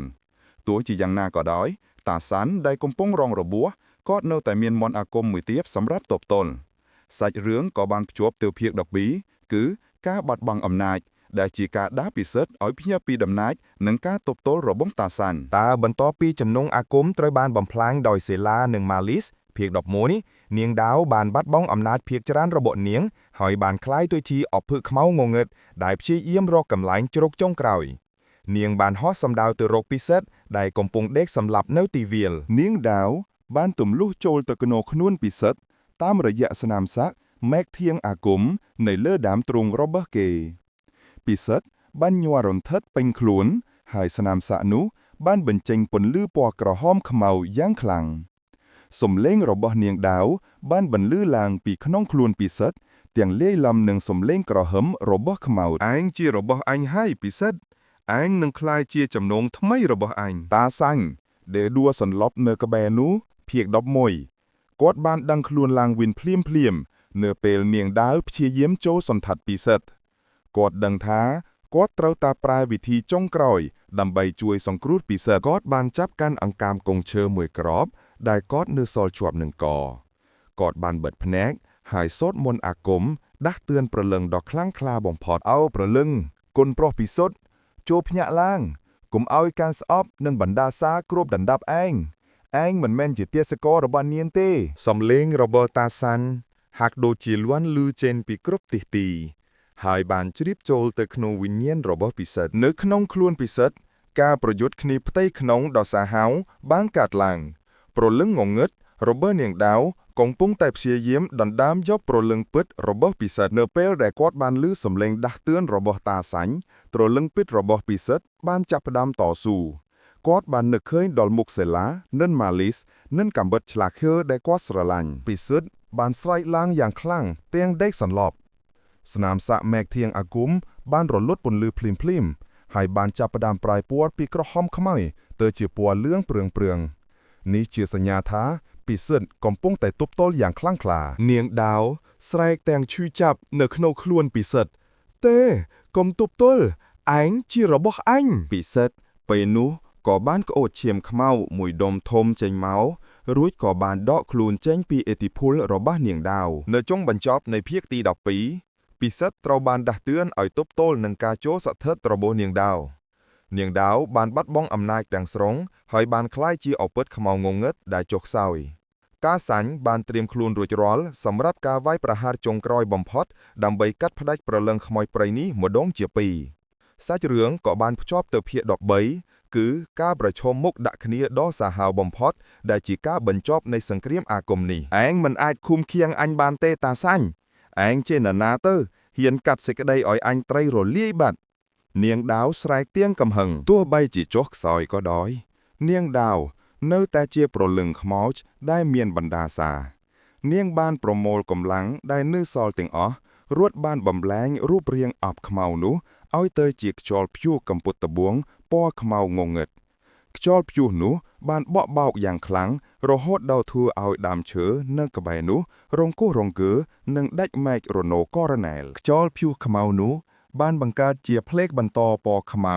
ជាបន្តបន្ទាប់រួចវាយប្រហារទៅលើតាសាញ់បានបិទភ្នែកហើយសូត្រមន្តគាថា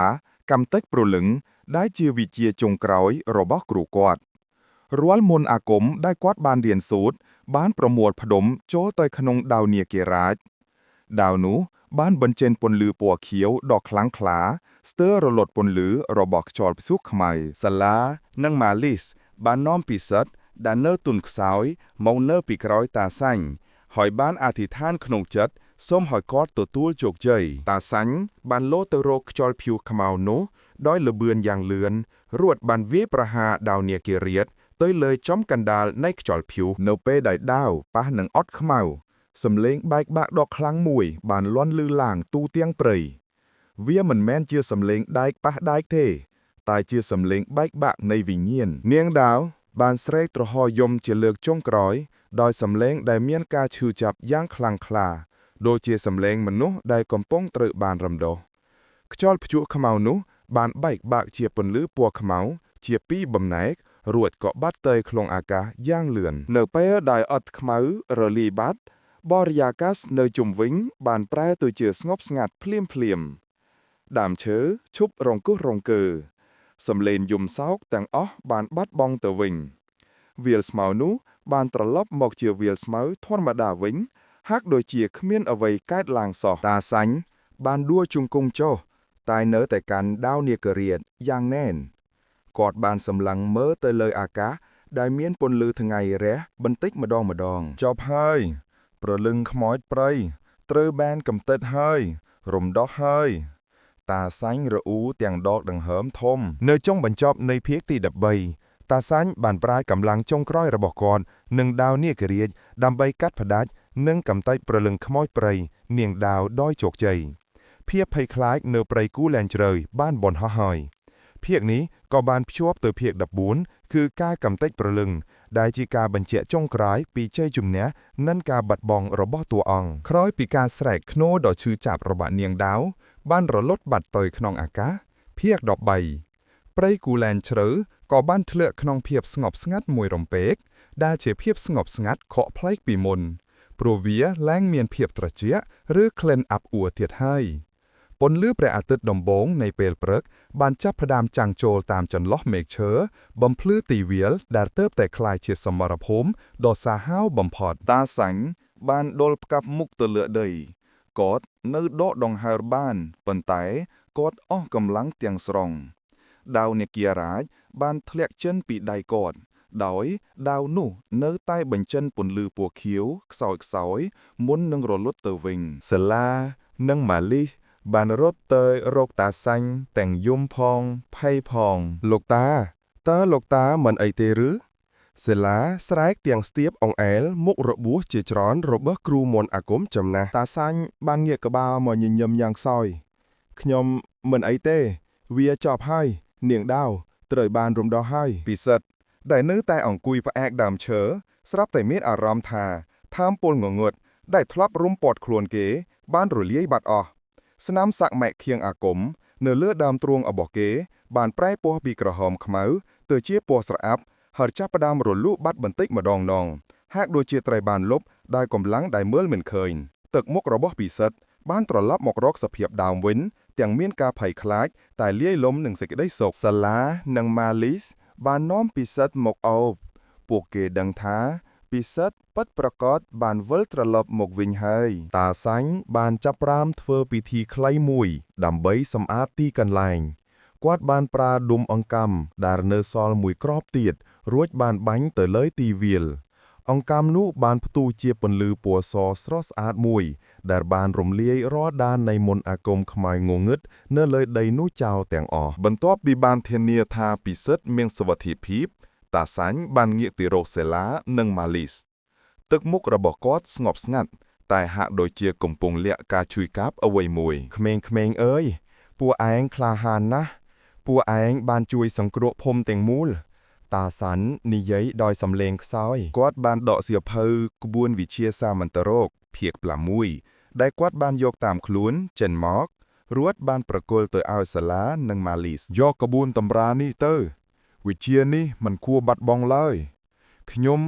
លែងអាចបន្តការពារពួកឯងទៀតហើយមុនពេលដែលសេឡានិងម៉ាលីសអាចនិយាយអ្វីបានស្រាប់តែតាសាញ់បានលើកដៃរបស់គាត់ទៅលើដើមទ្រូងដែលរងរបួសធ្ងន់របស់គាត់ ពន្លឺពណ៌មាសដ៏ខ្សោយមួយបានបញ្ចេញចេញពីខ្លួនគាត់រួចបានរុំព័ទ្ធរូបរាងរបស់គាត់ លាហើយក្មេងៗត្រូវប្រើវិជានេះដោយយុត្តិធម៌ តាសាញ់មិនបានស្លាប់ទេតែរូបរាងរបស់គាត់បានចាប់ផ្ដើមរលាយបាត់បន្តិចម្ដងទៅក្នុងពន្លឺពណ៌មាសនោះក្នុងរយៈពេលតែប៉ុន្មានវិនាទីប៉ុណ្ណោះគាត់ក៏បានបាត់ខ្លួនទាំងស្រុងហាក់ដូចជាគាត់មិនដែលមានវត្តមាននៅទីនោះឡើយដាវនាគរាជក៏បានបាត់ទៅជាមួយនឹងពន្លឺនោះដែរសាឡានិងម៉ាលីសឈរមើលកន្លែងដែលតាសាញ់បានបាត់ខ្លួនទាំងទឹកមុខតក់ស្លុតនិងសោកសៅពួកគេយល់ថាការវាយប្រហាររបស់នាងដាវគឺជាការវាយប្រហារចុងក្រោយទៅលើតាសាញ់ដែលបានធ្វើឲ្យគាត់លះបង់រាងកាយខ្លួនឯងដើម្បីកុំឲ្យស្លាប់ដោយសារមន្តអាគមងងឹតពួកគេបានអោបក្បួនវិជាសាមន្តរោគយ៉ាងណែនពិសិដ្ឋដែលបានជាសះស្បើយបានដើរមករកពួកគេលោកតាសាញ់គាត់បានលះបង់ខ្លួនគាត់ដើម្បីយើងម៉ាលីសនិយាយទាំងយំនៅចុងបញ្ចប់នៃភាគទី14ព្រលឹងខ្មោចព្រៃត្រូវបានកំទេចហើយពិសិដ្ឋត្រូវបានរំដោះទាំងស្រុងតាសាញ់បានសម្រេចបេសកកម្មរបស់គាត់ហើយបានបាត់ខ្លួនទៅក្នុងពន្លឺមាសដោយបន្សល់ទុកនូវមរតកអាគមដល់សេឡានិងម៉ាលីសភាពស្ងប់ស្ងាត់នៅព្រៃគូលែនជ្រៅបានវិលត្រឡប់មកវិញសាច់រឿងក៏បានភ្ជាប់ទៅភាគ15គឺលទ្ធផលនិងបិទអន្ទប់ដែលជាការសន្និដ្ឋាននៃរឿងទាំងមូលនិងទស្សនវិស័យទៅអនាគតសេឡាម៉ាលីសនិងពិសិដ្ឋបាននាំគ្នាត្រឡប់ចេញពីព្រៃម្ចាស់ទឹកម្ចាស់ដីវិញនៅពេលព្រឹកព្រលឹមស្រៀងស្រាងពួកគេបានដឹកគ្នាចេញមកទាំងរងរបួសជាច្រើនកន្លែងតែមានទឹកមុខដែលបង្ហាញពីជ័យជំនះដ៏ធំធេងពិសិដ្ឋបានដោះដោយខ្លួនឯងបានទាំងមានអារម្មណ៍ថាខ្លួនប្រាណរបស់គេស្រាលជាងមុនឆ្ងាយណាស់ស្នាមសាក់មេឃធាងអាគមបានបាត់បង់ទាំងស្រុងភាគ14ពេលទោះពួកគេទៅដល់ភូមិគូលែនជ្រៅញាក់ភូមិបានចេញមកទទួលដោយការភ័យខ្លាចនិងក្តីសង្ឃឹមឪពុកម្ដាយរបស់ពិសិដ្ឋបានរត់មកអបកូនប្រុសរបស់ពួកគេទាំងយំសោកដោយក្តីរំភើបពួកគេមិនបានសួរពីរឿងដែលបានកើតឡើងលំអិតទេពួកគេគ្រាន់តែដឹងថាភាពភ័យខ្លាចបានបញ្ចប់ហើយភាពស្ងប់ស្ងាត់ពិតប្រាកដបានវិលត្រឡប់មកភូមិវិញចាប់ពីថ្ងៃនោះមកព្រៃម្ចាស់ទឹកម្ចាស់ដីលែងមានសម្លេងយំសោកគួរឲ្យខ្លាចទៀតហើយក្លិនអាប់អួរនិងភាពត្រជាក់នៅមាត់ព្រៃបានបាត់បង់ទៅវិញទាំងស្រុងអ្នកភូមិមួយចំនួនបានយល់ព្រមចូលទៅក្នុងបរិវេណព្រៃម្ដងទៀតហើយបានឃើញថាអ្វីៗទាំងអស់គឺធម្មតាទៅវិញដុំឈើឆ្លាក់អាគមត្រូវបានបែកបាក់ជាដុំហើយខ្ទមតូចក៏បានបាក់រលំទៅក្នុងដីអ្នកភូមិបានដឹងថាព្រលឹងខ្មោចព្រៃនាងដាវត្រូវបានកំទេចឬរំដោះទៅហើយពួកគេបានធ្វើពិធីសែនព្រេនធំមួយដើម្បីអរគុណលោកតាសាញ់ដែលបានជួយសង្គ្រោះភូមិរបស់ពួកគេទោះបីជាគាត់បានបាត់ខ្លួនទៅហើយក៏ដោយសាឡាម៉ាលីសនិងពិសិដ្ឋបានរក្សាការបាត់ខ្លួនរបស់តាសាញ់ជាអត្ថកម្បាំងពួកគេបានដឹងថាភាពលះបង់របស់គាត់មិនអាចប្រាប់ទៅអ្នកដទៃបានឡើយពួកគេទាំង3នាក់បានយកក្បួនវិជាសាមន្ត្រោគភាគ14ដែលតាសាញ់បានប្រគល់ឲ្យទៅសិក្សាពួកគេសម្រេចចិត្តថានឹងមិនប្រើវិជានោះដើម្បីលោភលន់ឡើយតែដើម្បីការពារភូមិរបស់ពួកគេទៅថ្ងៃមុខសាឡាបានក្លាយជាអ្នកដឹកនាំដ៏មានទំនួលខុសត្រូវហើយបានប្រាយក្បួនតម្រានោះដើម្បីដាំរុក្ខជាតិអាគមការពារជុំវិញភូមិម៉ាលីសបានក្លាយជាអ្នកបកប្រាយក្បួនតម្រាដោយរៀនពីវិធីធ្វើទឹកមន្តបុរាណនិងយន្តការពារផ្សេងៗពិសិដ្ឋបានត្រឡប់មកឆ្លាក់ឈើវិញ